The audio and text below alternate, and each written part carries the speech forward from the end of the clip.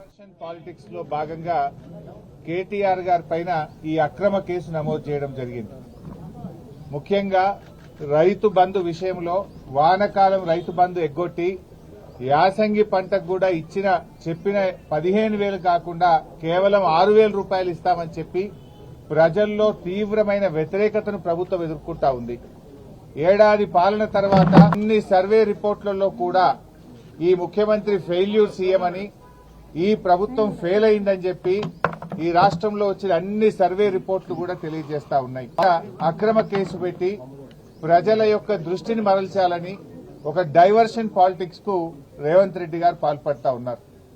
మాకు తెలుసు రేవంత్ రెడ్డి గారు ఇలాంటి ఇంకా అక్రమ కేసులు చాలా పెడతారని, ఇంకా మాలాంటి చాలా మంది నాయకుల మీద కూడా ఇలాంటి అక్రమ కేసులు ఆయన పెడతాడని.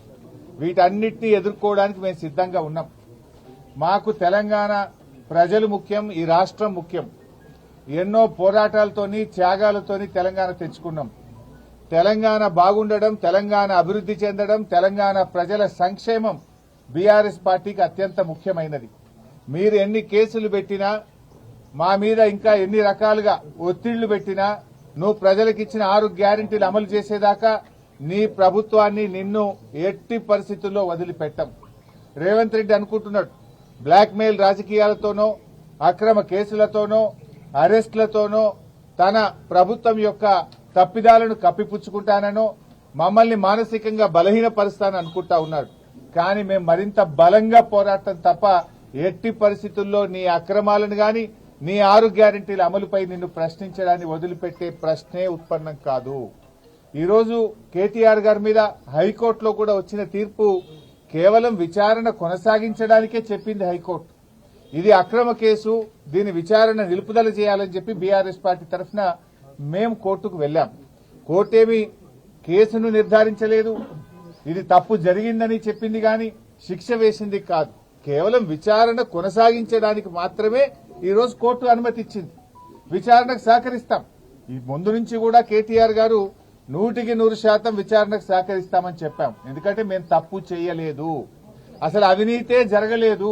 ఏడాది తర్వాత ఎందుకు పెడుతున్నావు? కేటీఆర్ గారు అడుగడుగునా నేను ప్రశ్నిస్తా ఉన్నాడు, నీ తప్పిదాలను బయట పెడతా ఉన్నాడు, నీ ప్రభుత్వం యొక్క వైఫల్యాలను ఎత్తి చూపుతా ఉన్నాడు. కనుక ఏడాది తర్వాత దాన్ని బయట పెట్టినావు. నిన్ను ఆ కంపెనీ ప్రతినిధులు కలిసిన విషయాన్ని నువ్వు ఎందుకు బయట పెట్టలే, మీడియాకి ఎందుకు చెప్పలే? అది మేం బయట పెట్టినాం. నిన్నగాక మొన్న ప్రభుత్వం చేతులెత్తింది కదా.